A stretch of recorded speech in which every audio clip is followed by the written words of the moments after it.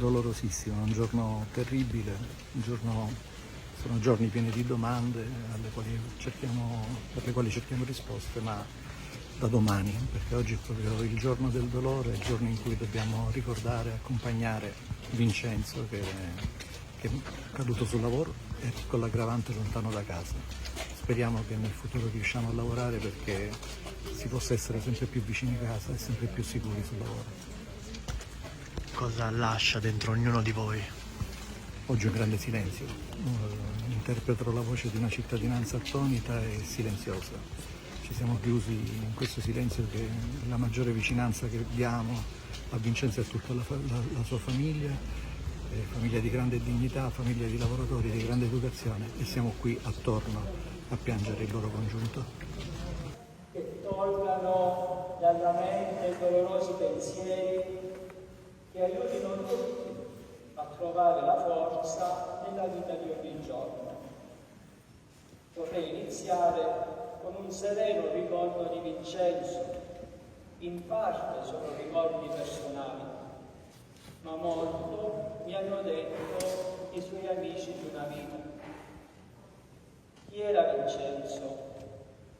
Giovane al quale ti affezionavi subito, con cui entravi subito in sintonia, perché la sua timidezza innata gli impediva di mettersi al centro dell'attenzione e lo spingeva a cercare un contatto più personale e riservato.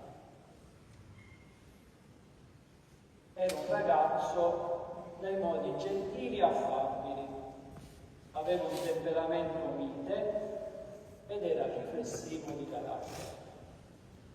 Infatti nel dialogo ti lasciava parlare e dopo un poco ti rispondeva con atteggiamento accogliente. I pilastri della sua vita sono stati innanzitutto la famiglia, prima quella di origine, costituita non solo dai cari genitori, dal fratello, ma anche dagli zii, dai cugini, dai nipotini. E poi la famiglia che si era creato lui con Elsa, preziosita 3 mesi fa dalla nascita di Tommaso. Tra qualche tempo, incontrando questo figlio, avrebbe il piacere di rivedere in lui il padre. Altro pilastro è il legame con la terra di origine, con le sue belle e secolari tradizioni che ti entrano nell'anima e poi fatichi ad allontanarti. Poi ancora l'amicizia che gli ha dato la possibilità di esprimere la sua generosità e giovialità.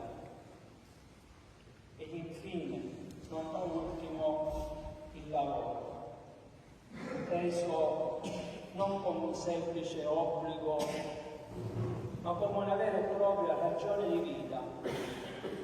Vincenzo era orgoglioso della posizione che si era guadagnato con fatica, ma soprattutto con passione. Era competente, creativo, meticoloso e attentissimo alla sicurezza professionale, anche perché sapeva un bel dono per farsi amare ed apprezzare, per lasciarci un bel segno della sua presenza.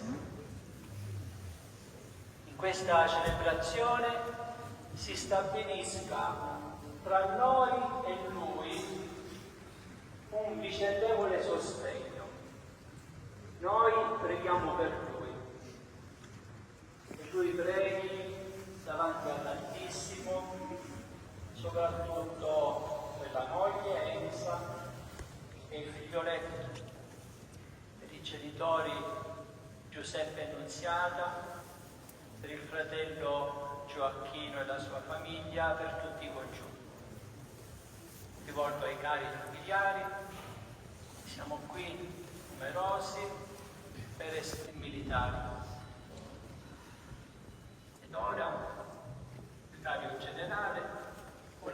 messaggio che il Vescovo ci ha inviato.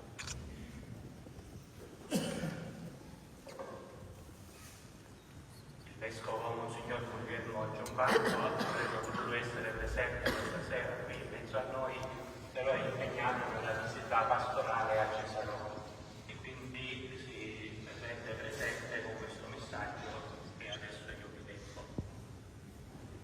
Carissimi, in questo momento di sconforto e di dolore per la tragica morte del carissimo Vincenzo Franchina, avrei voluto essere presente insieme a tutti voi e presiedere la liturgia funebre.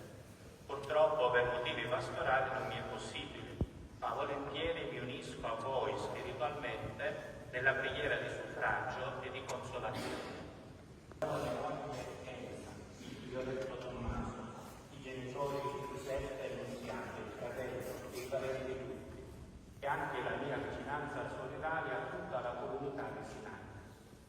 La nostra preghiera, la fiducia nel Signore risorto e la nostra solidarietà sia nel segno di una comunità che sa stare accanto con chi piange e di una società che sa prendersi cura di chi all'improvviso è stato privato di affetti e di sicurezza economica.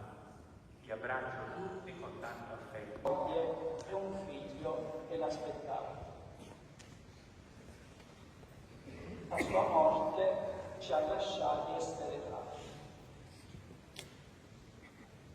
La morte ha assestato un corpo da maestro